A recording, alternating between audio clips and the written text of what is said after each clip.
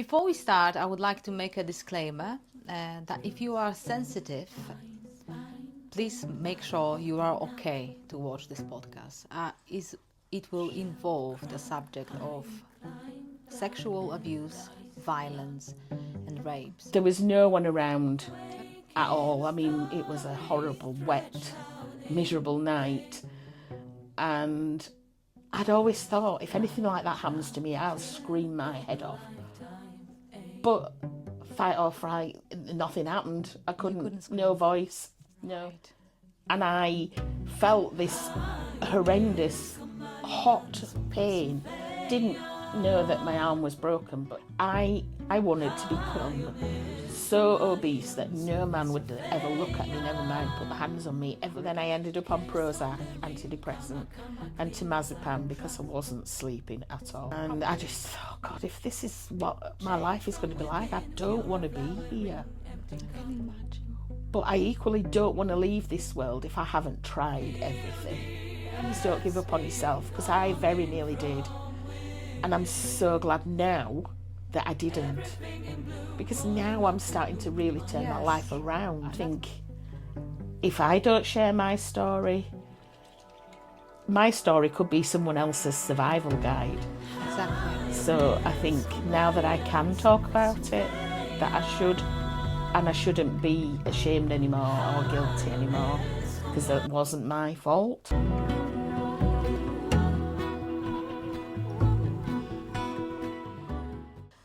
Hello and welcome to Fiora's World podcast. It is episode 8 and I have a special guest with me, Carol Whiteley, all the way from Huddersfield.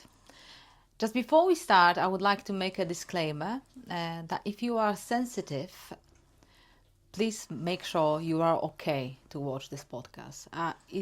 It will involve the subject of sexual abuse, violence, and rape. So please be mindful. Hello, Carol. Hi, and thank you so much for having me. It's so great to have you here today. I remember our first phone call. Yeah. Video phone call, and considering that you went through pretty traumatic experiences following that traumatic experience, you are a very happy and positive person. Hasn't always been like that, believe me. No, it's probably only the last 18 months that I've really turned my life around. Brilliant. And that's what we want to talk about here today. About your experience. You went through trauma involving a sexual abuse, a rape. Yeah. How are you feeling about talking about this subject at the minute? I'm always nervous because I'm always worried that it may trigger someone. But that's why we put the disclaimer out. Yeah, exactly. You know, so people know what they're about to hear, kind of. Yeah. So, but I think if I don't share my story could be someone else's survival guide. Exactly. So I think now that I can talk about it, that I should, and I shouldn't be ashamed anymore or guilty anymore, because that wasn't my fault. And it took me a long time to realise that. Yeah, definitely. It wasn't definitely your fault. No. And you can be inspiration to so many people out there who struggle with similar situation. So can you share with us, as much as you want, what happened? Yeah, I can. I was on my way to meet my then partner in the pub, and it was raining, so I decided to cut through the park because it cuts about 10 minutes off the walk, and I just wanted to get into the pub, into the dry. And as I was walking through the park, there was someone up ahead of me and they were on the phone, but didn't really take any notice. No. And then as I got up to them, they kind of stepped in front of me. So I sidestepped like you do and apologised. Oh, I'm sorry, because he stepped the same way. But he kept stepping the same way. And then I started to feel quite uncomfortable. And I just thought, I think I'm going to turn around and go home. And I'll just ring my partner. And as I made to turn round, someone else was behind me. Hadn't even heard them come up to me. And then I felt really unsafe and I was scared. And I thought, right, I thought I would run home. And so the second person, I tried to push them out of the way. I wasn't strong enough, really, and I wasn't quick enough. And all of a sudden, just from nowhere, it seems, I just felt this wallop across my face. I don't know if it was the flat of the hand or a fist. I don't think I'll ever know. But it made me stumble. And then they both pushed me onto the floor. There was no one around at all. I mean, it was a horrible, wet, miserable night. And I'd always thought, if anything like that happens to me, I'll scream my head off. But fight or fright, nothing happened. I couldn't no voice, no, nothing happened. But I was kicking and trying to get away. And so one of the two stood on my arms, sort of feet, one on each of my upper arms. But I was still kicking because the other one was trying to get my jeans and my underwear off. And so whilst he was still standing on my arms, he picked up my left arm and twisted it, you know how you would if you were trying to snap a branch. Right. And I felt this horrendous hot pain. Didn't know that my arm was broken, but I didn't find that out until later. And that really scared me because I just thought, I don't, maybe I'm better off just because I kind of knew what was going to happen to let it happen and they might leave me alive. Yes. So what happened next? So the first guy did rape me. And I thought, it was a bit like an out-of-body experience. And I just thought, that's it, they're going to leave me alone. I'm alive. But they swapped places. Right. And so the guy that had been standing on my arms was much rougher than the first guy. And he was really laughing. And when he had finished, or I thought he had finished, he used his, I remember it was a Budweiser bottle, and he just kept ramming that inside of me. And eventually I did tear. The perineum tore. And then they sort of just ran off laughing. Laughing? Mm. And I lay there until I couldn't hear them anymore. But I was still scared to move in case they were still somewhere around. And from somewhere, I managed to get myself off the floor and actually pull my clothes back up. And I made it home and I locked the door when I got inside, but I didn't dare put the lights on. And I just sat in a corner and I waited until my partner came home from the pub. And he just took one look at me and rang for an ambulance because obviously I've got a wound on my face. And I must have stank of urine because the first guy did urinate across me. And so he rang for an ambulance. He didn't even put his arm around me to comfort me at all. He just rang for an ambulance. And we were taken to the hospital. And being a nurse, it wasn't the hospital I work in, fortunately. Right. I would not normally have been fazed by any of what was happening in A&E, but I wasn't in a great place. My head was all over the place. I hadn't really processed what had happened. And here I was in a really chaotic, busy A&E department. Loud people who were drunk, and I was really scared, really frightened. And one of the members of staff came and took me through, but she insisted on taking me through on my own. I think they wanted to make sure that the person I was with wasn't... The abuser? Yeah. Yeah. And she did ask if there was any chance that I had been raped. And I did. I don't think I spoke. I think I just nodded. Right. And she said they were duty bound to let the police know, but I didn't have to report it unless I wanted to. But you should I report it? want to, then she couldn't clean me up and put me into a gown or do anything Right. because of the forensics. So you were still in the clothes which that happened. And I did agree, I did nod my head to sort of say, yes, I would report it. And so I had to sit as I was, because the police have to see, they have to be there for each item to go into an individual bag. Yeah. And chain of evidence isn't lost. I think that's what they call it, chain Yeah. of evidence. So I had to wait. It was about an hour. But it felt like an eternity. I can imagine.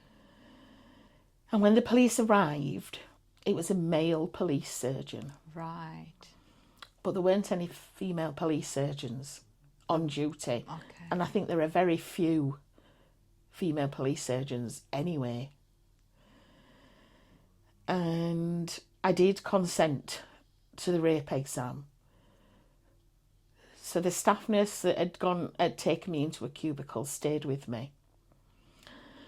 And she did her best to sort of try and maintain some dignity as we were handing clothes over to the police officers.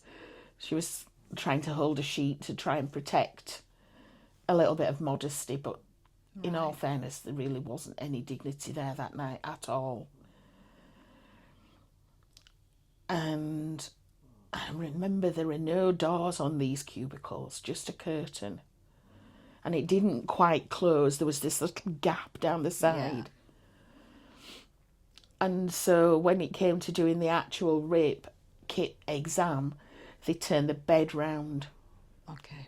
So should anybody stick the head round the corner of the curtain, they wouldn't actually see anything. Right. And it was so painful. I can imagine you've been in a lot of pain. Because it was bleeding and torn, and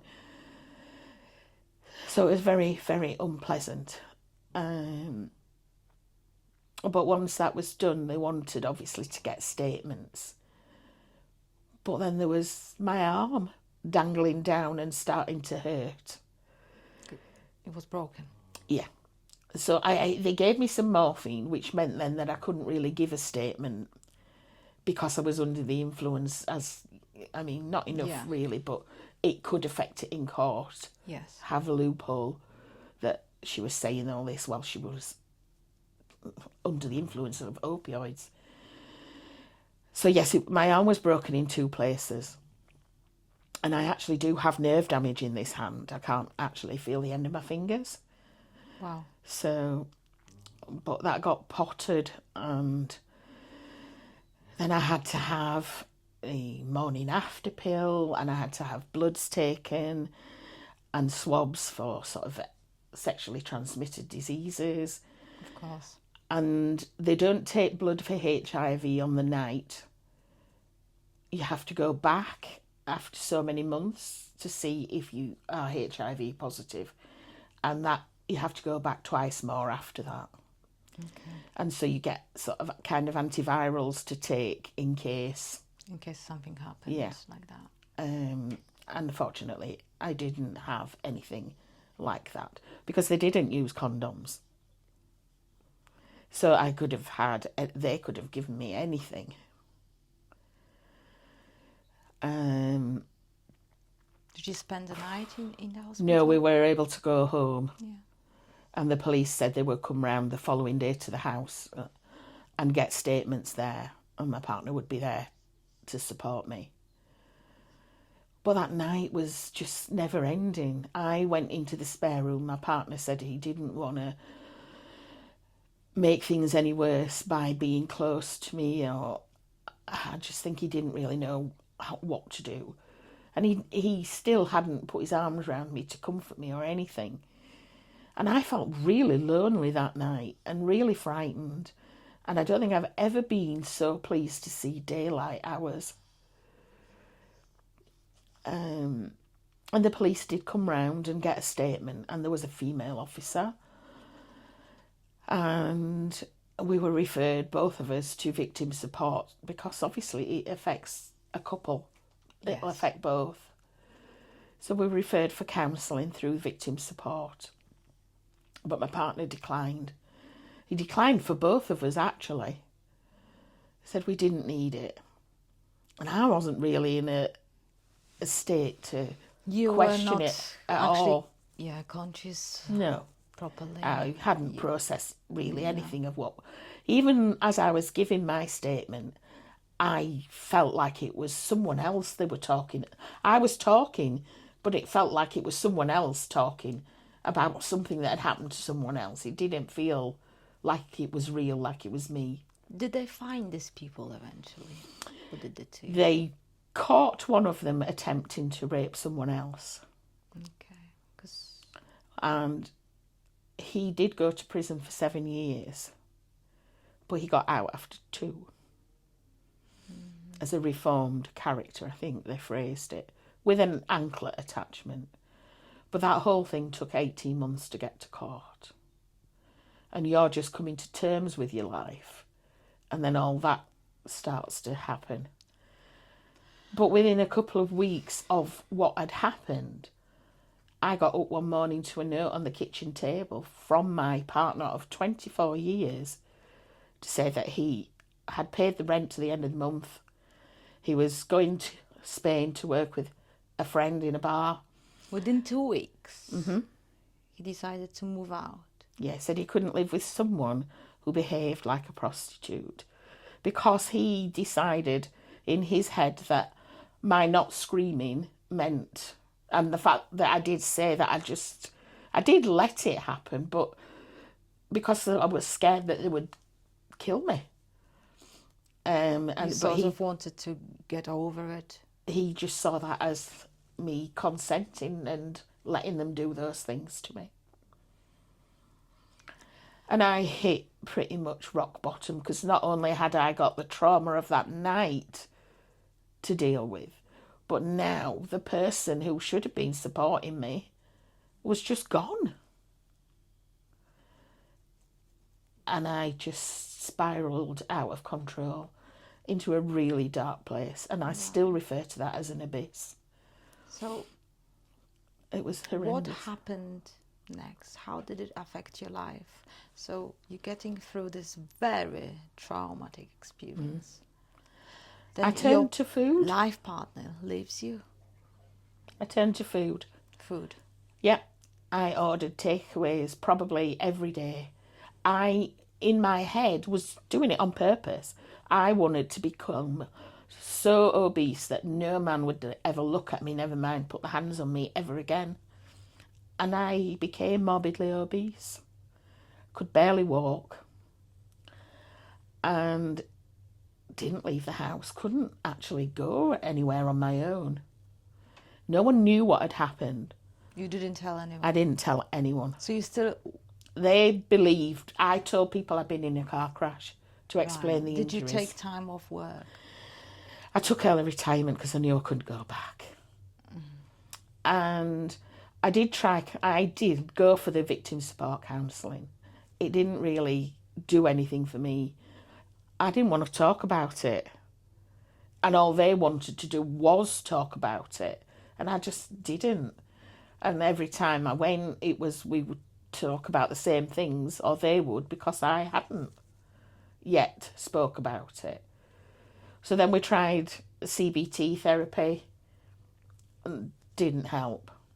So then I ended up on Prozac, antidepressant, and temazepam because I wasn't sleeping at all. How long you couldn't sleep for? Probably about 6.5 years I didn't really sleep. I would go to sleep for about an hour and then I would wake up from the nightmares. So I would get more than that, but not... It was always interrupted. And I just thought, God, if this is what my life is going to be like, I don't want to be here. I can imagine. But I equally don't want to leave this world if I haven't tried everything. Because then I can honestly, in my head and my heart, I was thinking, I've tried everything. This is all that's left to me. So when I took my sick note in to work, I took some insulin and a syringe, and I was ready to sort of leave this world. I even wrote my suicide note. But someone I'd been communicating with online was actually running a mindset day, a life coaching day around mindset. And a couple of my friends really liked Tony Robbins. So we went, and I wasn't really expecting anything from it. But that was kind of the last resort. And I was okay with that because in my head, I had my backup plan. I knew what I was going to do. So if it didn't work, it was fine. I'd tried everything. How long ago that was now? 2 years. 2 years. So you spent like 5 years really not seeing any difference and actually doing therapies and going and looking for a way out. Yeah. And I found that the temazepam, the sleeping tablets, didn't really help me sleep, but they made me quite numb. So I was taking them through the day as well as at night. So I was misusing my medication, really. Okay, just not. But it meant I didn't have to think about what was happening or what had happened. Just not to feel emotions, basically. Yeah. So after this experience, how your day-to-day look like? It looked... Oh, I didn't really. Some days I didn't want to get up and I didn't have to. I'd have to get up to feed the cat. And he was probably the only thing that kept me getting up and out of bed. I had to leave the flat that we were in because I couldn't afford that on my own. And I moved back to the area where I had been born and where I worked. Got a house. And I think it was probably one of the first things I looked at and just bought. Right. With my retirement money. Okay. But it was a safe space, I guess. Did you struggle to fall asleep because of flashbacks? Yeah. I didn't want to go to sleep because when you're asleep, you can't control what you're thinking about, and the thoughts and the nightmares would come in. And it was like reliving that night over and over again. Pretty horrific. And if that wasn't enough, I just felt like, what else do I just deserve nothing but bad things, which is what my ex had said. My behaviour that night was... So he wasn't a very nice person either. No, but I hadn't realised that hadn't realised until then. Yeah, until we started working on my mindset and doing therapy, and then it all sort of started to come out. Let's talk a little bit more into the journey from that traumatic experience into light and new life. So you went to that event which you've mentioned. Yeah. Mindset event. It was just sort of checking the waters if that will help, because nothing else helped so far.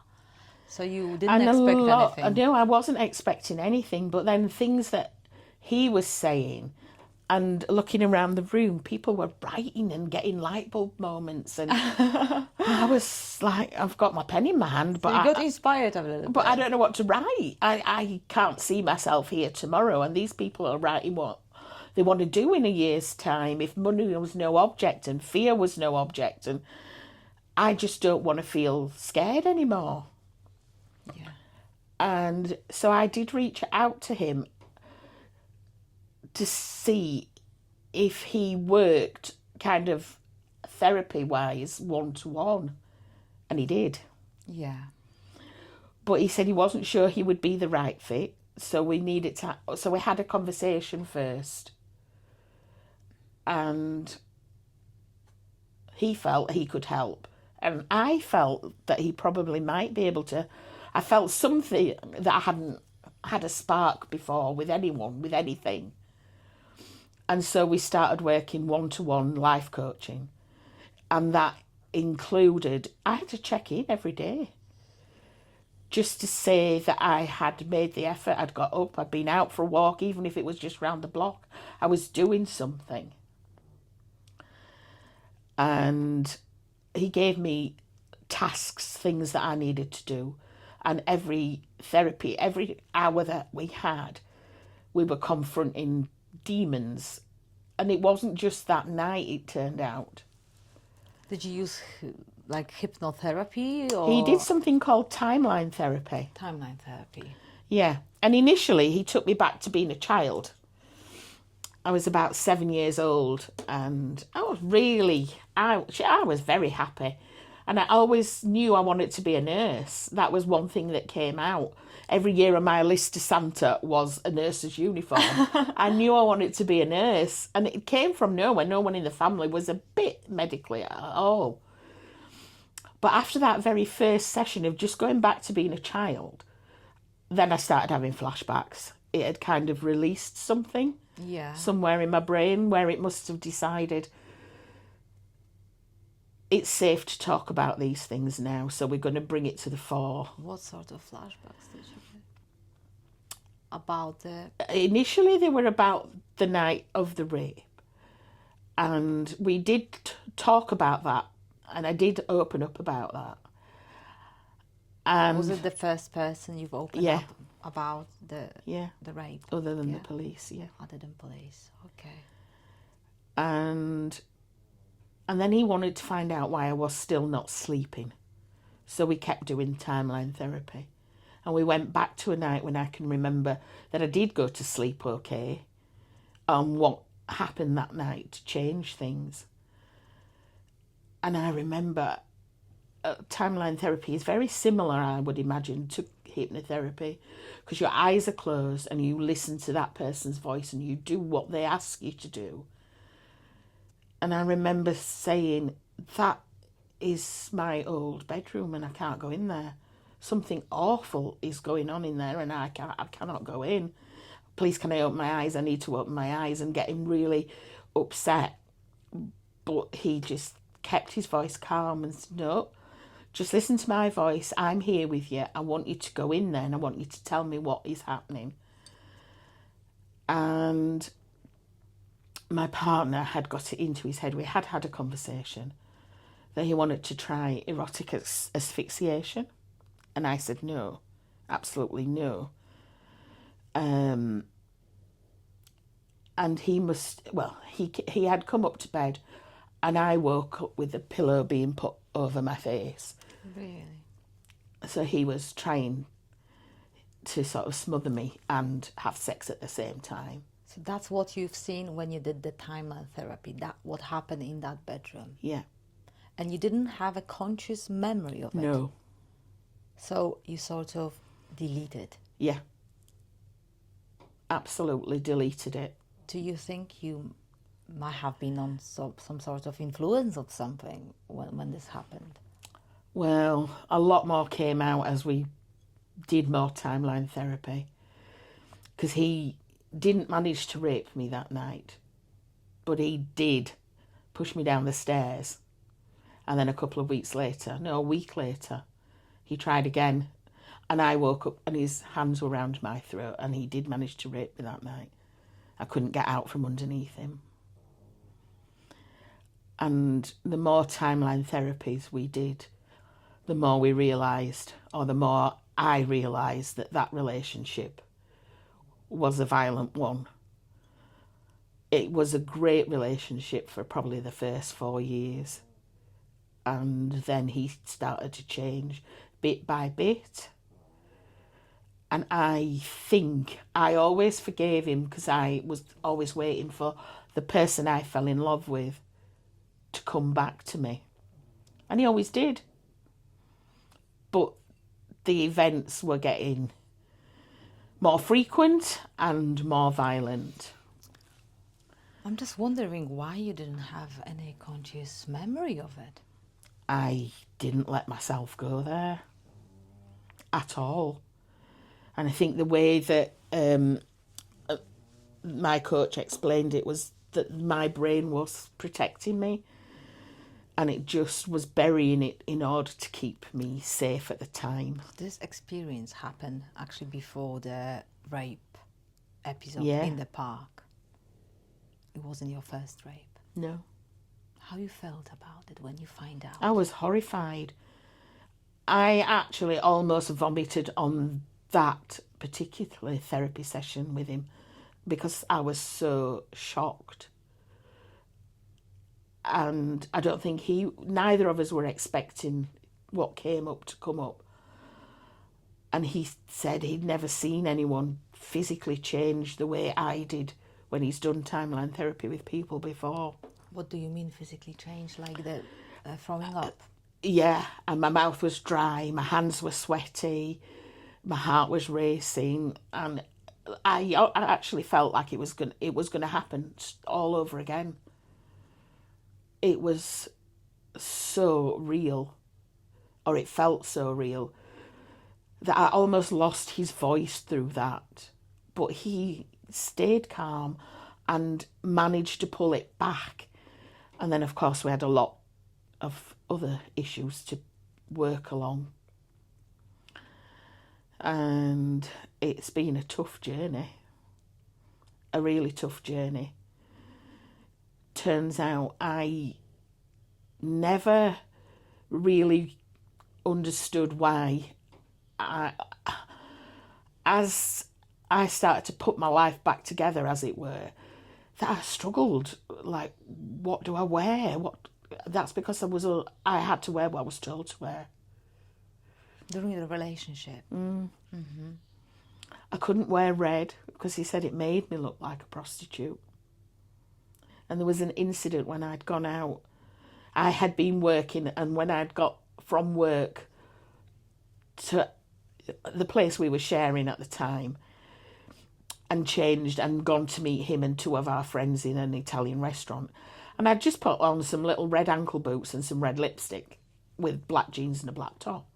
And when we came back from that night out, he pulled my hair, pulled me over to the sink and scrubbed the lipstick off my lips with a pan scrubber till my lips bled.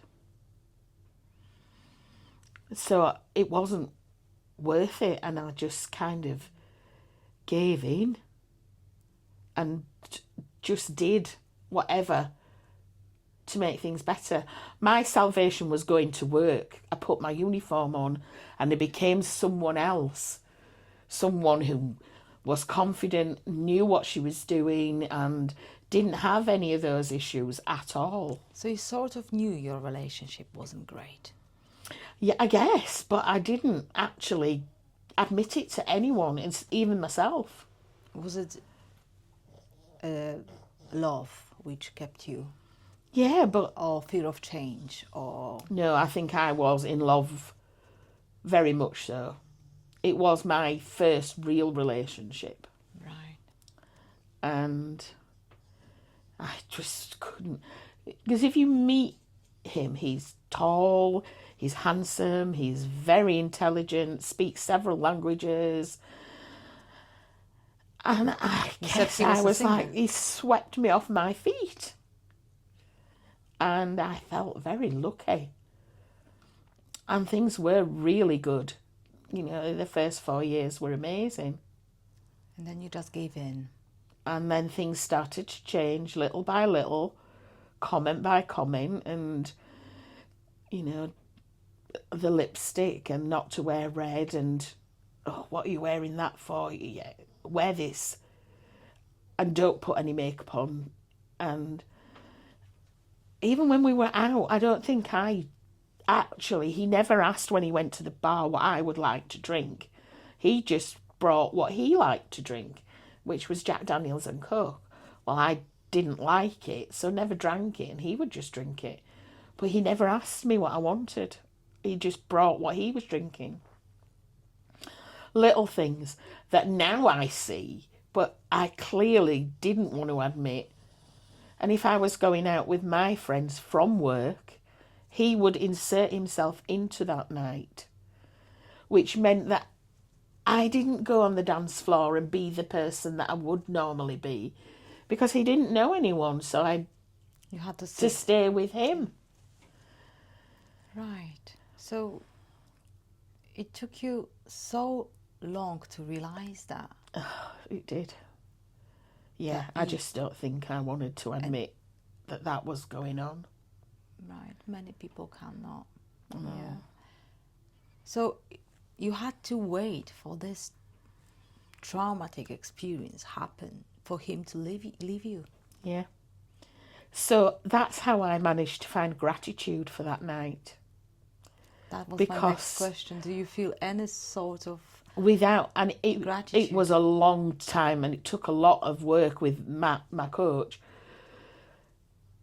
to understand what he was saying. But if not for that night, I would probably have been dead from a domestic violence incident.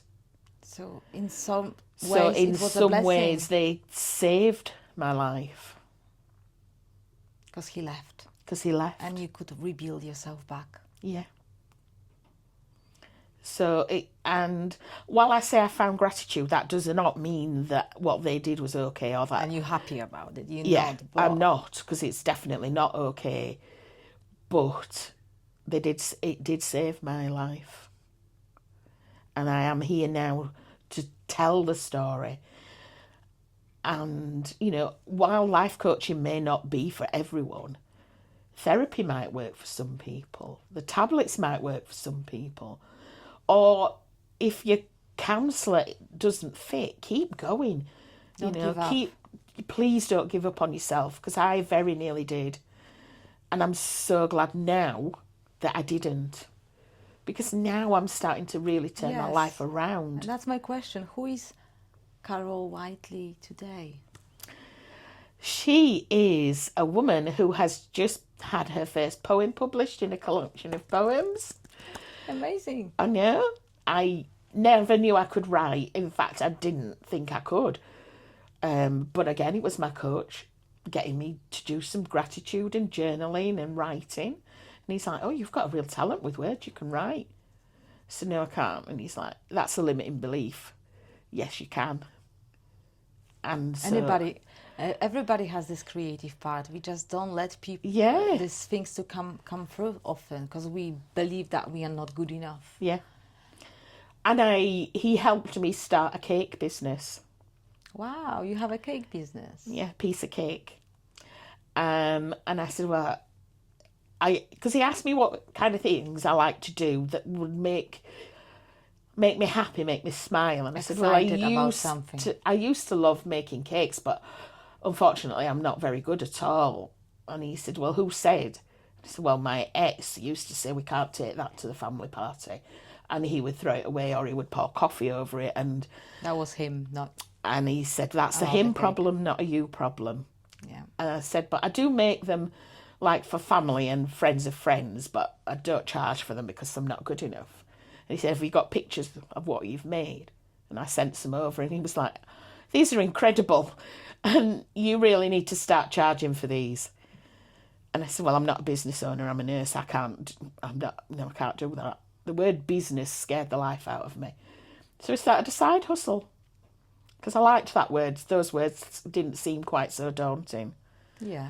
And then it became a business, because it just sort of took off. Word of mouth. Don't have a website, nothing like that. It just went mad.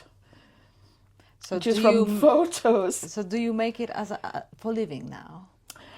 I've tailed it back a little bit, because I also found my joy in the kitchen back in cooking. And I started a Facebook group called Back to Basics, because I want to help people find their passion for cooking. And people, we're all so busy. Everyone says they don't have time to cook, or they don't know how to cook. My mum and my gran taught me how to cook. And I'd just forgotten that I could cook, because it was never good enough. And so I just hated the kitchen and the cooking. And then I realised, as we say, that was his problem, not mine. And so I said, I'm really passionate. I want to help people realise that you can get a meal on the table from scratch in 30 minutes and under. And if people can wait or go and collect a takeaway, they can have it made in that same time. Exactly. And so my coach helped me. He said, start the Facebook group. And so I haven't got a logo yet, and I haven't got this. And he just said, Carol, start the bloody group, will you? Start from something. Just start it.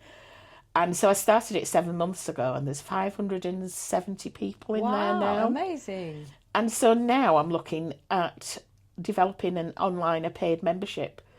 So you share recipes, basically. Yeah, I do a live cooking every Friday. We do a Wow. live cook along, just to prove that you can get a meal on the table in 30 minutes and under.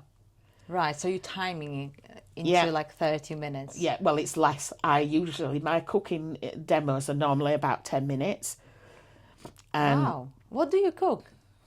Everything from jambalaya to curries to burgers. Curry in 10 minutes. Yeah. Wow. I need to watch that Facebook page. Yeah, we do all sorts. Sometimes it is literally just everything is in the pan, and then I'll let it cook for 20 minutes and come back to it and show them the result at the end. Because once it's all in, people don't want to watch a pan boiling. Yeah. So, but yeah, and it's just really taken off. I share things. I do a thing my gran always said, and share tips and tricks that she taught me for the kitchen, things that help. Little tips. A wooden spoon over the top of your pan means it will never boil over.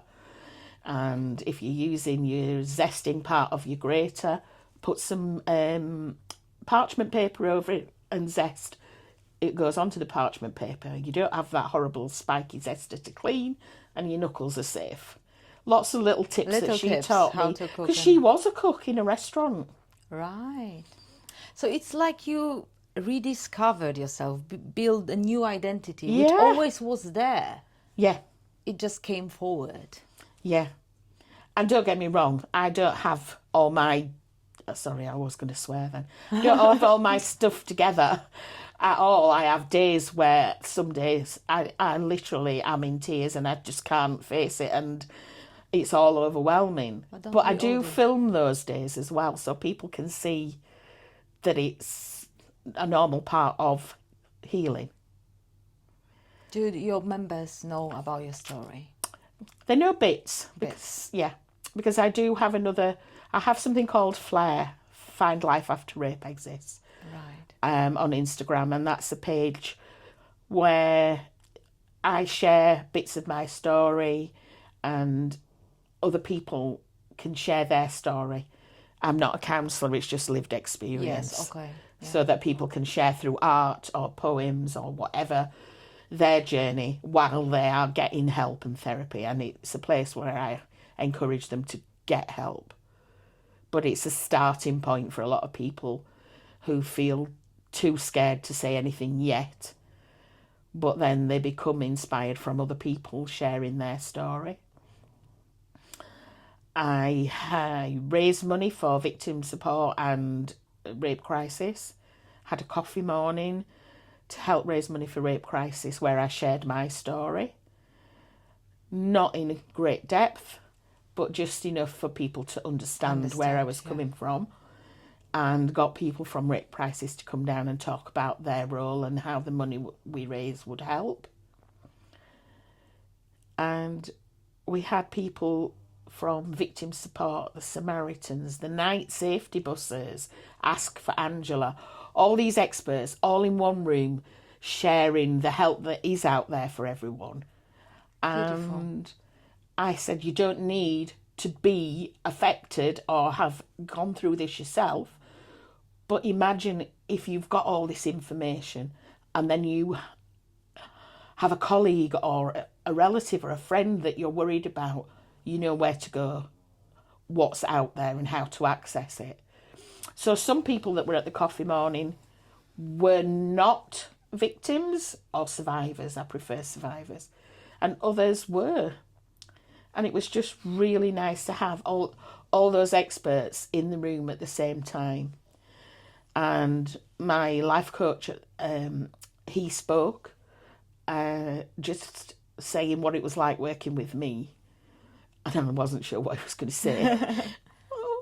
But, yeah, and it was just brilliant.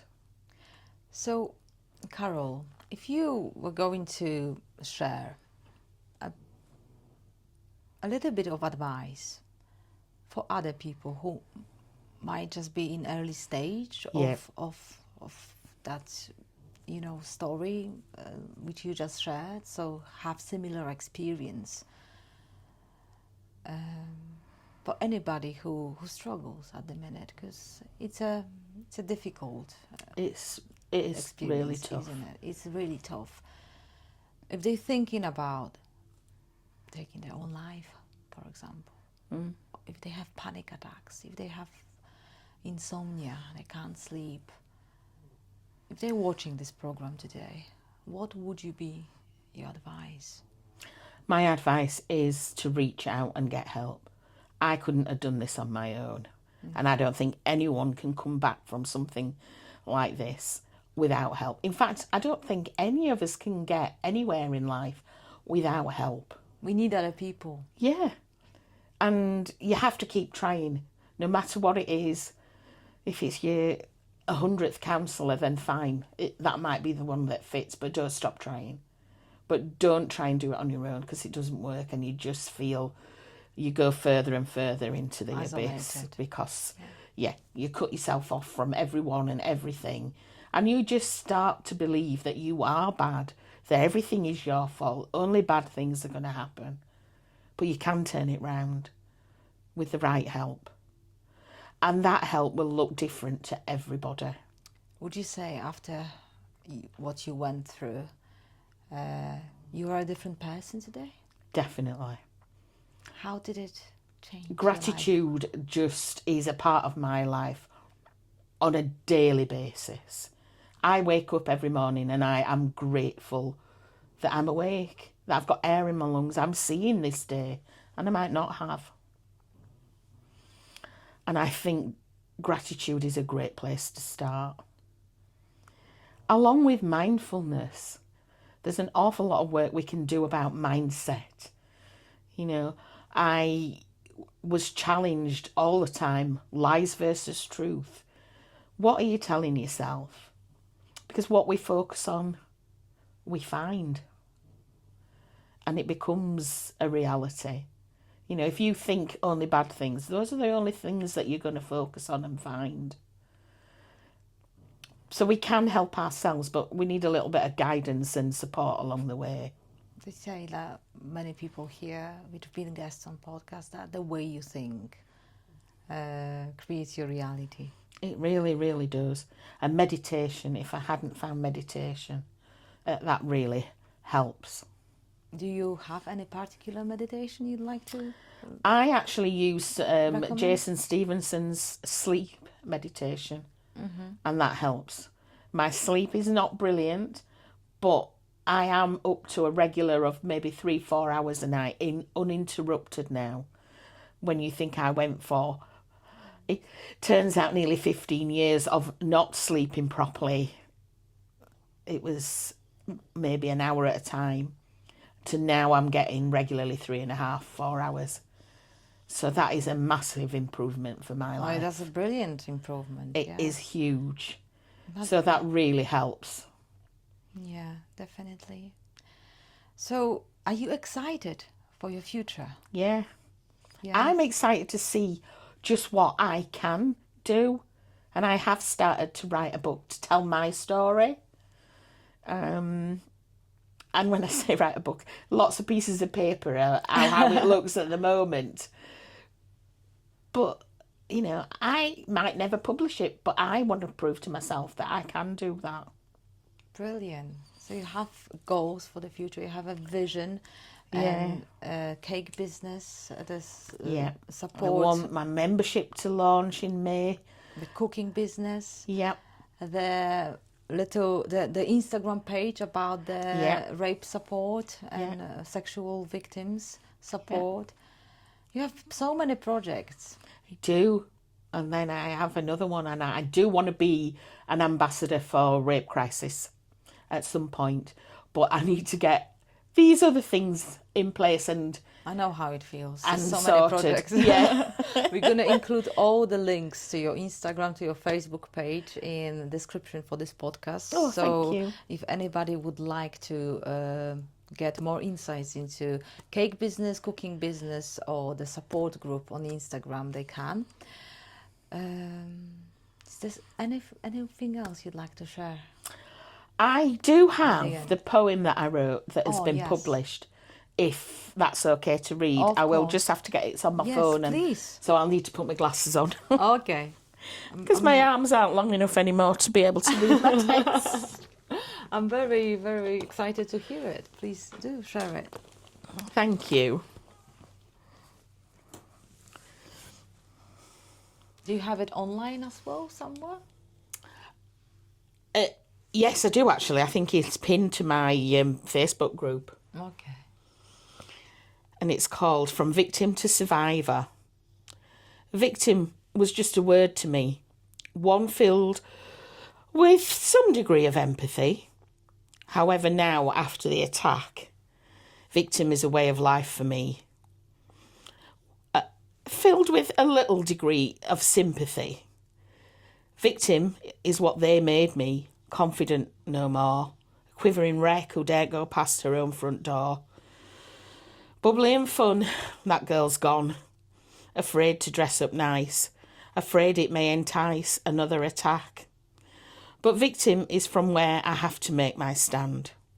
I want to move on, but I need a hand.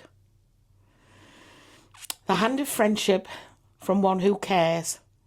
That's all it will take to begin to recover and realise this was not my mistake. This victim needs your help today, so please don't turn away. Give me your hand so that I can stand tall, hold my head high and say, no longer a victim am I, but a survivor with my head held high. Brilliant. Thank you Thank so you. much. Thank you so much for coming. You are such an inspiration to myself, and I believe so many other people. It takes a bravery to talk so openly about such a traumatic experience, and authenticity that speaks for you. Thank you. Says everything. Thank you so much for coming, Carol. Well, thank you so much for having me, and it's absolute pleasure to meet you. Brilliant. And thank you so much to you all for listening. If you feel inspired by Carol's story, if you may be going through a similar situation, please do reach out for help. And if you would like to hear more of inspirational, transformative stories to be shared on Fioras World podcast, please subscribe, comment and like. Every little helps. Thank you.